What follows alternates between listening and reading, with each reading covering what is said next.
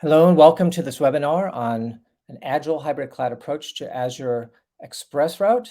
We are going to give a couple of minutes for folks to be able to connect in. It takes just a minute or two for everyone who's queued in to actually get on board. So we'll just wait for a minute or so and then actually get the show on the road. So bear with us for another minute or so and talk to you soon.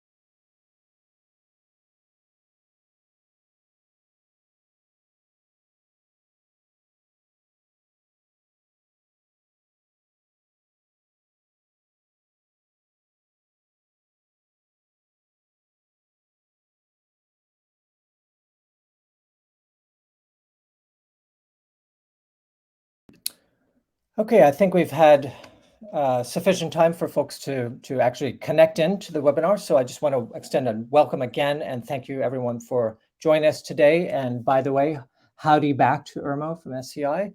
Put that in the Q&A panel, which is a good reminder to put questions in or comments or anything that you want in the Q&A panel is the best place. Actually, I think it's the only place really to put that in.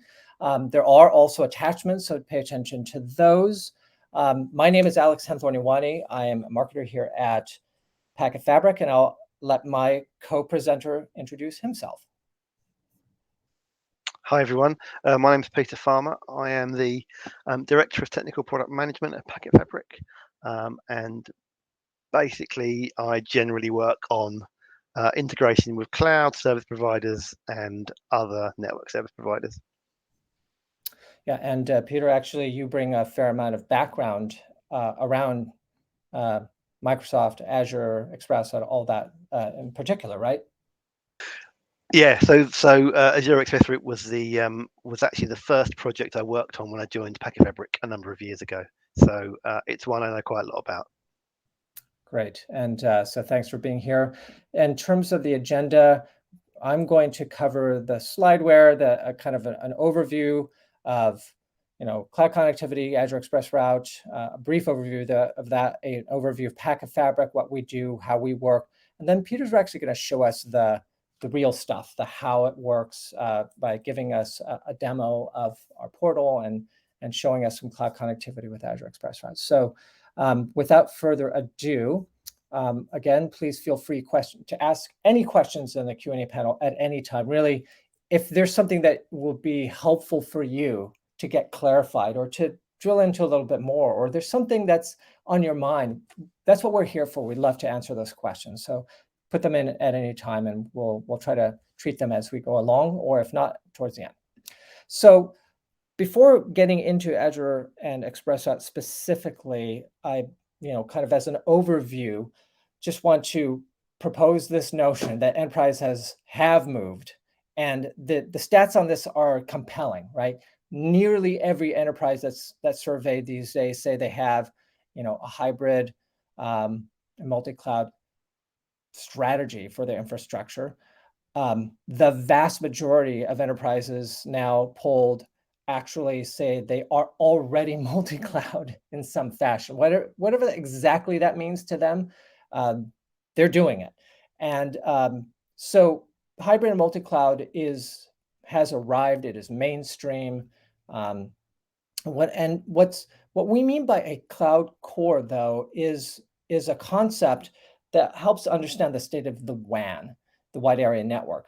Because if we think about the wide area network, there's a whole aspect of it, which is how do you get users to applications? So if they're sitting in offices or their homes, or now today again, increasingly in airports and hotels and cafes, etc. If they're employees or if they're consumers sitting somewhere out on the internet, then there's a variety of ways to get them to the edge, as it were, of a services and application delivery architecture that's really running in that hybrid and multi-cloud. So that's SD-WANs, that's a secure access service edge type services like Zscaler or Palo Alto Prisma Access, et cetera. You have just internet-based delivery of consumer-facing applications via CDNs, et cetera. You have, and then there's the whole mobile angle of this, and a mix of all these could be part of that sort of service access to the edge of this cloud core. But the cloud core is really where applications are built. This is where all the major mission critical workflows, the backend workflows, where all the volumetric user stuff is flowing through the WAN to get to major pieces of those application infrastructures. It's how all the microservices and containerized components are communicating with each other. It's where the big data analytics transfers are happening. It's where the month-end, quarter-end financials are being, pushed around.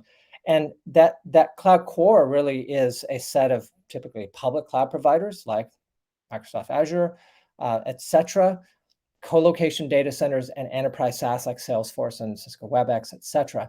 This is really now the core of the enterprise IT architecture. It is hybrid and multi-cloud based, and it has a lot of dynamic demands placed on it today. There is a very traditional way of thinking about networking and capacity demands that says, oh, well, capacity demands don't change very much, And if you're thinking about the user aspect of it, that's true. It's not likely that I will change the amount of bandwidth I need at my home internet access or very, very soon. Because the fact of the matter is that even if I have several people in my house, I'm not using close to what my gig internet, fiber connection is giving me. And also in an office setting, you don't change those very often. In a campus setting, you don't change the switches in your closet very often, right? These are kind of things that last for years because the demand is a slow and steady growth. But in the core, in digital business, demand patterns can change dramatically for a variety of reasons. Yes, you have a steady state, but you also have seasonality in business.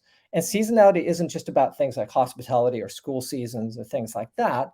It's also those end of quarter things. It's also when major sort of kind of inventory updates happen. Seasonality can be kind of shorter or longer periods. There's innovation constantly, new applications being pushed, new markets being approached, new geographies being handled. Then there's disruption where that could be a demand spike in one part of the world or from one set of users or one particular service. And the classic example is when all the users moved out of the offices to homes, and further just moved literally across countries and across the globe in this past couple of years. All these things create highly dynamic usage patterns and capacity demands on the IT infrastructure and on the WAN to handle all those demands.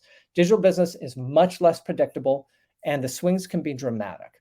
So if you're moving an analytics data set, it could be petabyte or more of data you might have to push across from a data center to a cloud provider, for example. There's a lot more dynamics in the WAN today in that core than we may think about. And what that means is that the reason why you move to the cloud is because of the need for agility, right? The ability to burst or get more resources or scale up and scale down is one of the chief reasons why the cloud is so popular is because you do that without having to build it yourself. Essentially, you can just consume it. So that's the backdrop of the IT architecture and its impact on the WAN, and particularly this cloud core, connecting all those core pieces of the IT infrastructure. Now, from an Azure point of view, some interesting developments. So Flexera puts out a State of the Cloud survey on an annual basis, and their 2022 survey, some interesting things occurred, which is that for the first time in their survey, they saw enterprise adoption of Azure go above AWS. And there's a lot of contention now in the space. Obviously, AWS is still very, very heavily used, and Azure has mixed uses, which we'll see. But notable growth and progress for Azure. Interesting thing too is if you look at public cloud adoption breakdown in terms of these color-coded sort of bar graphs show who's running significant workloads, running some workloads, just experimenting or just planning to. You see that Azure and AWS are effectively neck and neck, and in the case of running kind of more that sort of let's just say running some workloads level, Azure has pulled ahead slightly in terms of, at least of this survey data, but the overall picture is Azure is doing quite well. I would say it's not surprising. Obviously, Microsoft has just has had a massive footprint in IT organizations for quite a long time. A lot of applications are developed, a lot of applications delivered right to IT organizations. They have been and continue to be a very strategic IT supplier. So Azure ExpressRoute, it is a private connection to the Microsoft Cloud with the help of a connectivity provider that delivers basically higher quality connections to Microsoft Cloud services, such as Azure and Microsoft 365, et cetera. So this is sort of a definition pulled, and adapted slightly from the Azure website itself, ExpressRoute. So just say that this is, at least semi-official definition. And one of the interesting things about ExpressRoute and the way that it is sort of illustrated and positioned as a private way to get to two different things. It gives you a private connection to the Microsoft Edge. In other words, the edge of their backbone network, which essentially lives in colocation data centers, like all major network edges are fashioned.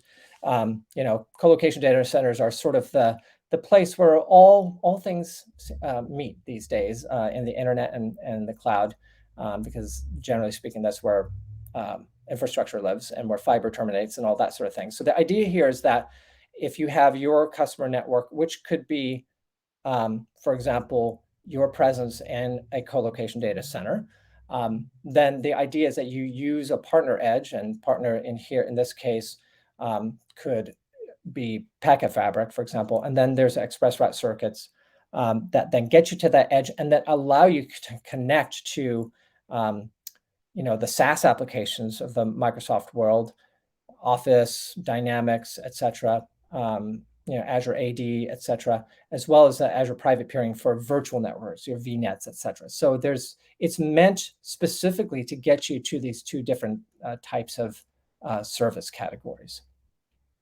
And the interesting thing in terms of the notion of via partner is that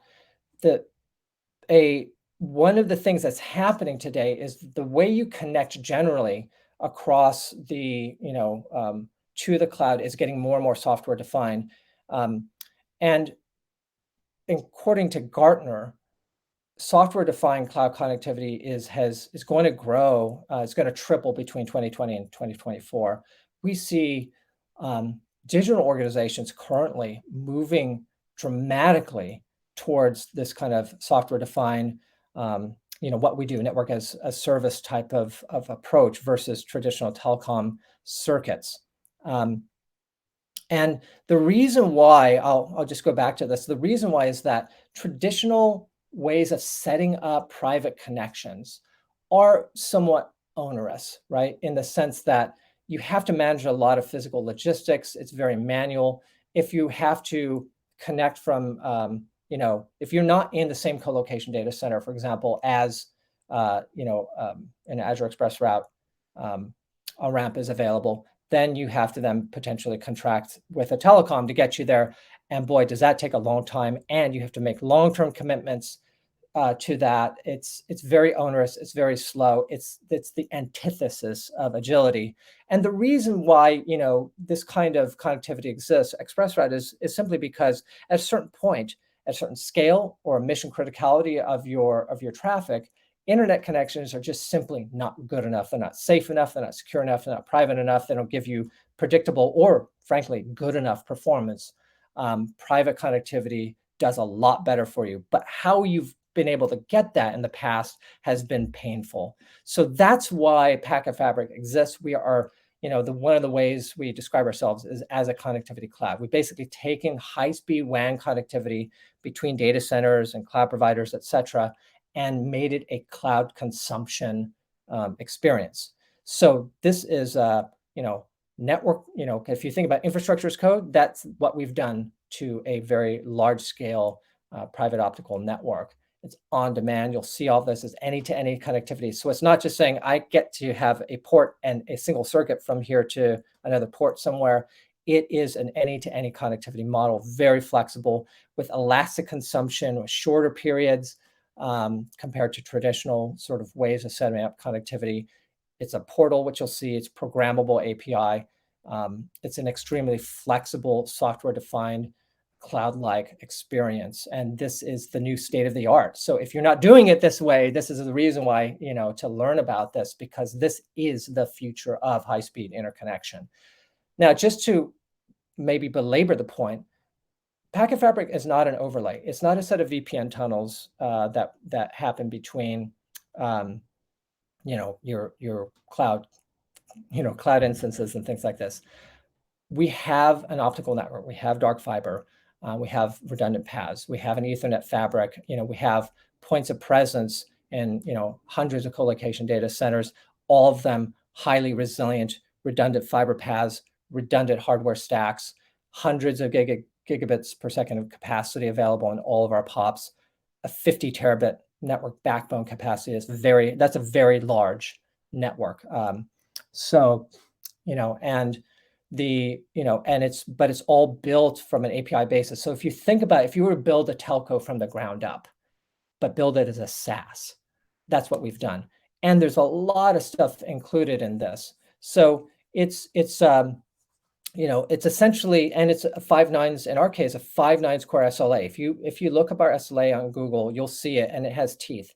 It is carrier class. So you're getting all the benefits of a carrier class type service, layer 2 and layer 3 services, but with flexible consumption, a tremendous amount of agility. So that's really where high-speed interconnections are going. So if you're gonna compare, there was a question about what are some possible issues with this. No, we have hundreds of highly redundant POPs across the globe. No one telco or carrier or provider like ourselves is everywhere on the earth. Everybody has their footprint. We do too, but you can think of us as very comparable to the kind of SLA, predictable performance, etc. You would get from, let's say, MPLS service, but with dramatically more flexibility. So I'm gonna actually skip this slide because I think that the thing that you're going to see is how easy this is to consume. A traditional telco style, when you have to contract, you're emailing, you're waiting, and provision can take quite a long time in many cases.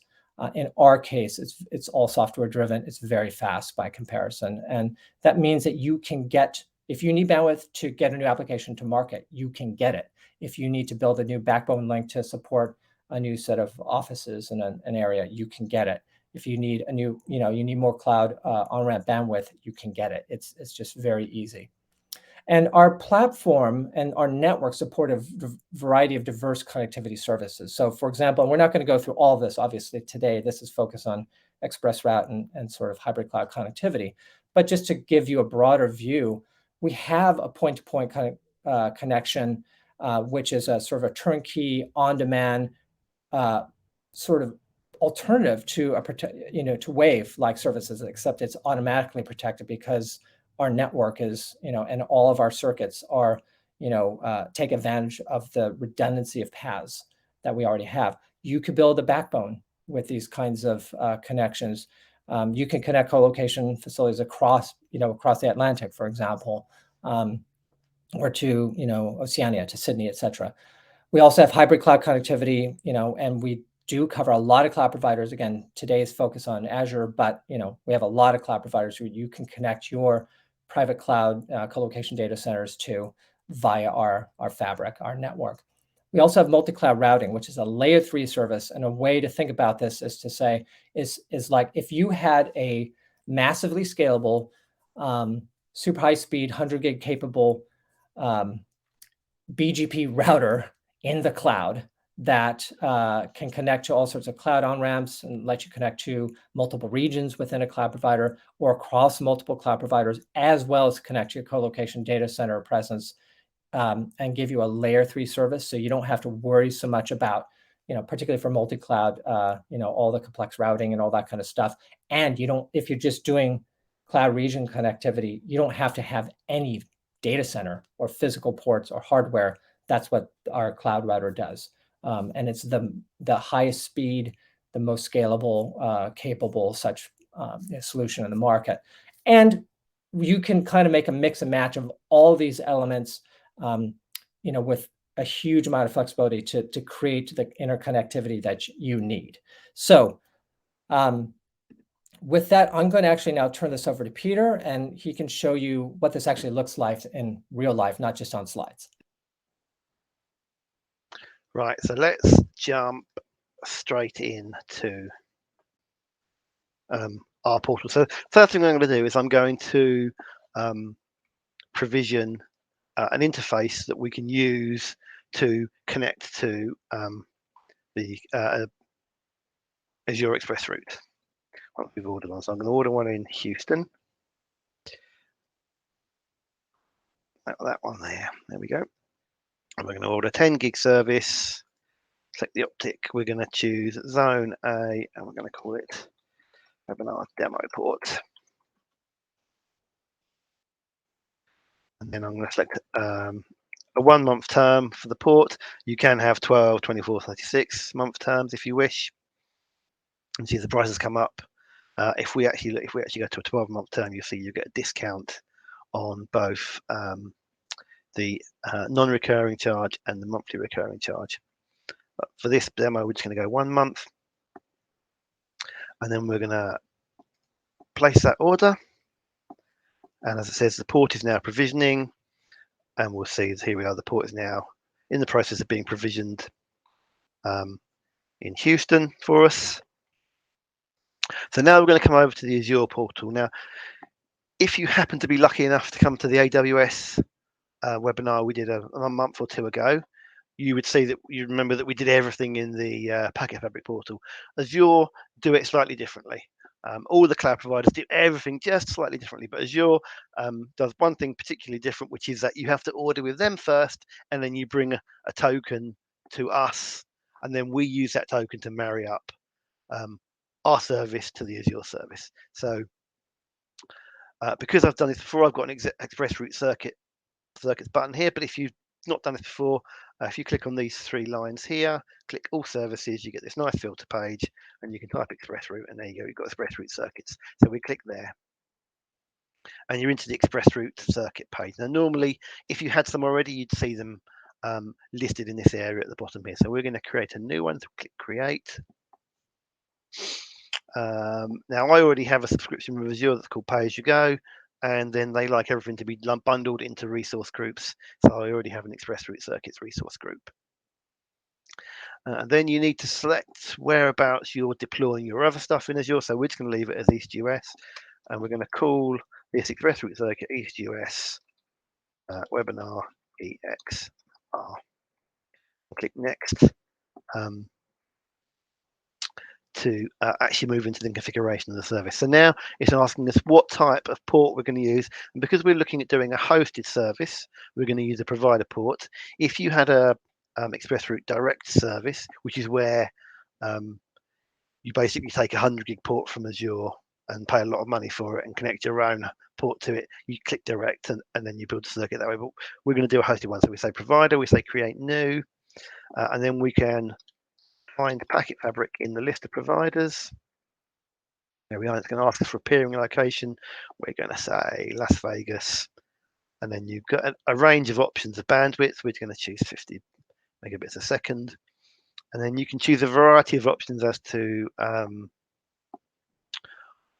what type of ExpressRoute service you're going to get from Microsoft. So this first one, standard, gives you access to a certain number of routes, a certain number of services, and a certain number of locations related to where you're building the ExpressRoute. If you go premium, then you get access to all the global locations on that ExpressRoute. And then you can choose metered or unlimited billing. It's whether you pay per bit or whether you just pay a fixed fee for the whole lot, no matter how much you're using. We're going to leave it as standard and metered. Click next. Now you can, if you wish, put some tags in here. I'm not going to worry too much about that. And then finally, anyone who's used Azure will know that they like to validate the order first. So validation has passed. So now we can just review what we put in, and we click create to start the order. And then this takes a few moments, and we get to this page. It tells me that the deployment is in progress.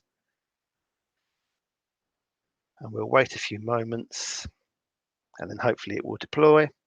See, what we'll do is just come back over here, and we will see that this is the port that we ordered. And you can see that it's actually ready for us to use now. We come in here, yeah, we can see it's active and ready. It's in an update. It's operationally down because we haven't got a cross connect available for it. So, but that port is ready to use now. So let's have a look and see how we're doing over here. So it looks like we are ready to go. Yep, we are ready to go. So we can click go to the resource. Just close that window there. And these are the details of our ExpressRoute. Now this service key that you see here, this is the important bit of information that you need to bring to Packet Fabric when you do place an order. So you can copy that to clipboard. And then we go back over to Packet Fabric, and we click this home button here to take us back to the dashboard. And we want to build a hosted cloud service. And we're going to build it on Microsoft Azure. And what we do is we paste the service key in here, and that then gets validated as a good service key. So we've now gone off to Azure and said, I've got a customer, he's given me this service key. Is it valid? Can we use it? Is it going to ultimately create a service? And it is, and it's come back and it's good. So now we're going to pick our demo port here. We're going to select the speed, which is 50 megabits. I'm going to give it a name. And then, as Alex alluded to, with Microsoft, you can do two types of peering. You can do private peering, and that is peering directly into any private compute infrastructure you have within Azure. So if you've got virtual machines in Azure, this will take you, private peering allows you to get into those networks. Or there's Microsoft peering, and Microsoft peering allows you to talk to Microsoft 365 and those sorts of services, but via a private, secure, nice performing link to Microsoft. So we are just going to put a VLAN in private peering, because you don't need to do both. You only actually need to do one. You can do both, but you only need to do one. And then it's telling us how much it's going to cost. So all cloud services in the US up to 1 gig cost $100 with Packet Fabric on a month-to-month term. Right, so we will place that order now. And now what's happening in the background is our backend is now talking to Azure and bringing the service online. It's going to take a few moments to do that. And then what we can do is we can go back to the Azure portal and see that the service is actually active and ready to be used. and then Azure will ask us to do some more configuration. And if you are ever unsure about what's happening, our documentation, which can be got to via this link here, is fantastic. Right, so this is now telling us that the ExpressRoute service that we've ordered is now active, it's been built, and it's ready to go. So if we come back over to the Azure portal, I'm just going to click refresh, and then that will just show us what's going on once it's finished loading.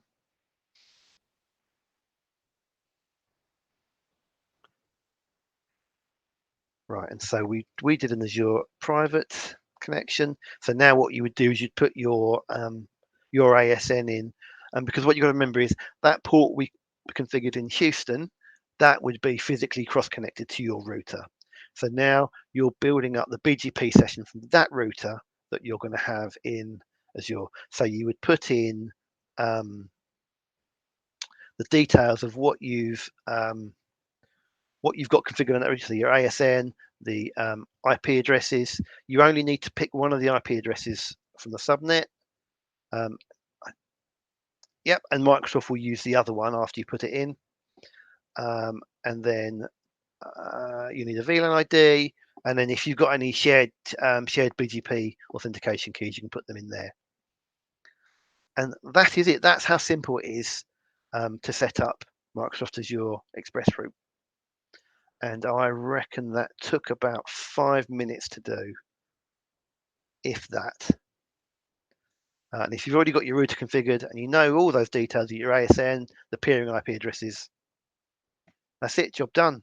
You can bring your ExpressRoute up and it'll be there and ready to go in 5 minutes, maybe 10 minutes if you've still got a few things to do on your router. And that's literally how quick it is.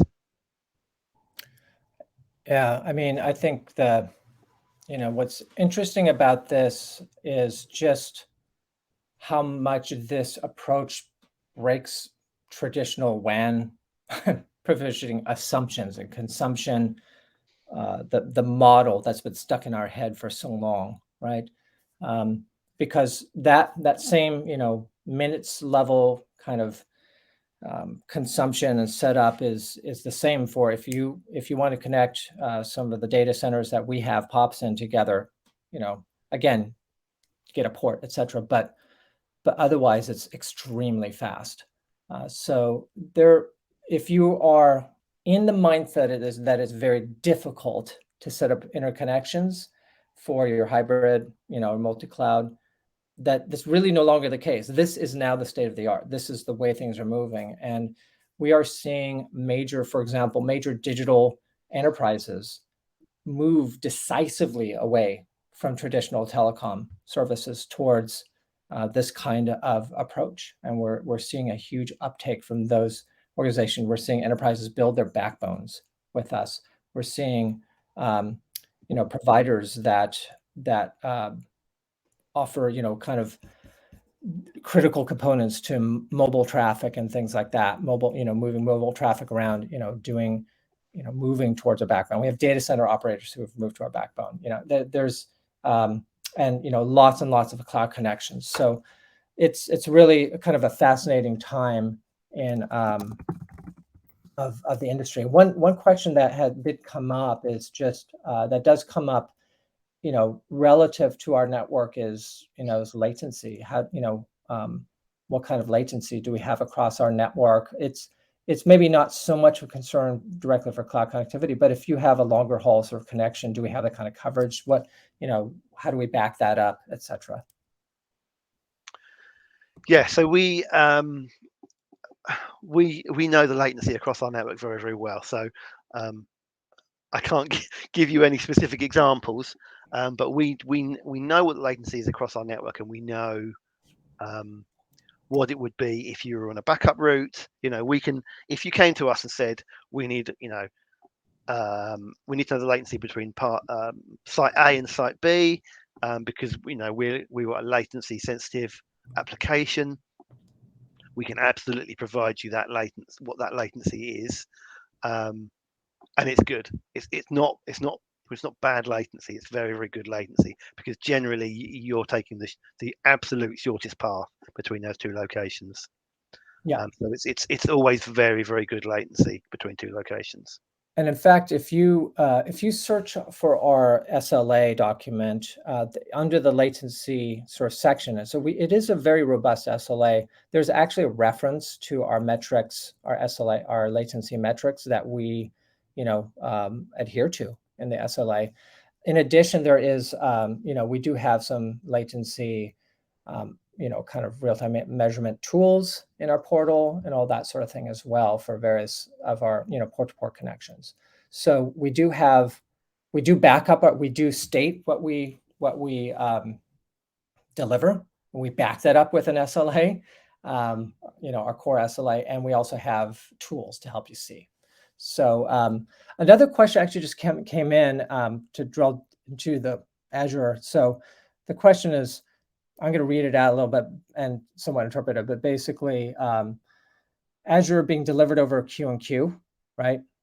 802.1ad, kind of the primary and secondary peering subnets. Is Packet Fabric pushing/popping that Q&Q tag, so it's only being delivered one 802.1q VLAN tag for both primary and secondary peering BGP connections? So I think I understand the question, but yes. So we are basically the sort of intermediary provider between you and Azure. So you don't actually see that Q&Q part. We handle all that for you. So all you do is you set up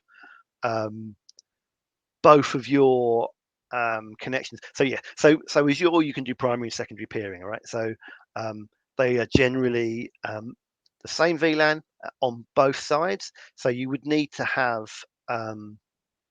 two ports because generally you're going to have one port connected to one router and another port connected to the other router, in your physical routers, and then you build two identical circuits from those ports to the Azure ports that we own, and they are two separate ports as well. So when we do a location with Azure, they give us two ports. They give us a primary port and a secondary port, and your primary circuit goes on the primary port, and your secondary circuit goes on the secondary port. So you know that if you have two routers and two ports, when you build those two ExpressRoute circuits, your primary and your secondary, they are physically diverse as much as possible between your primary router and your secondary router, and Azure's primary router and Azure's secondary router. But you don't need to worry about any of that Q&Q stuff. That all happens with our interaction with Azure. You just tell us what VLANs you want to put your peering on with them, and we do all the rest of the work for you.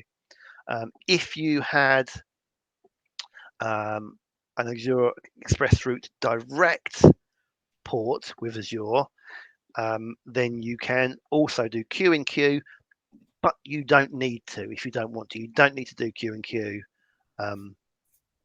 across that circuit if you don't want to. I hope that answered your question. That's helpful. But the answer is basically yes. It was a long way of saying yes. We do the pushing. Yes, it's just we handle it fairly seamlessly for you if you're kind of using the hosted connectivity. Exactly. Yeah. Right. Yeah. Now, there's another question about, is there a cost differential for varying latencies?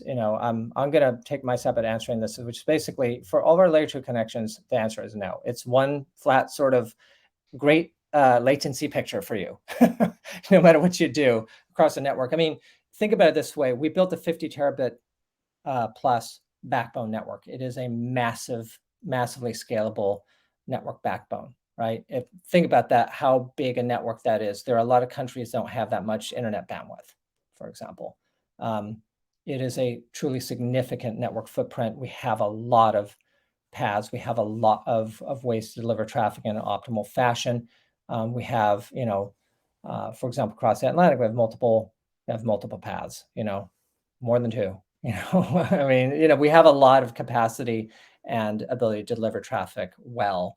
It's an extremely well-engineered network. So that is just what we do. When you get services from us, we deliver that latency and we back it up with that SLA. don't know if there's more that's my take on it, Peter. I don't know if there's more that you would want to add. Only that we have a advertised latency latency our chart on our portal, and I will share my screen again just to show you. Yeah, go for it. So this is our advertised latency chart, sorry, across America, and our SLA says that if latency exceeds the metric listed here by probably, whatever the I haven't read the SLA exactly, so I can't tell you what the exact figure is, but if we exceed the latency metric, you will get an SLA credit on your account. Yeah, I'm actually because we've exceeded the latency. Yeah, and there is a SLA that has real teeth here. This is not. There are a lot of I'll say SLAs out there that don't have any teeth in them, right? If you see an SLA that says essentially we are gonna do our best to give you 100% uptime and really great performance, that doing our best is nice, but backing it up is better. with stats as well as some teeth in terms of SLA credits. Obviously, and that is there. So if that's something that you're concerned about, what is the level of quality? What is the level of resilience you should expect? That our SLA spells out a lot that tells you about the confidence we have in the service that we deliver. So, yeah, and this is, and just to back this up, this is our SLA, and this is what it says. So it says if our latency exceeds what we've listed for 10% of the month, then you would receive a 10% credit for your monthly charge for that service, and 20, 30, 50, 75, 100%, and what you're going to receive in terms of credit.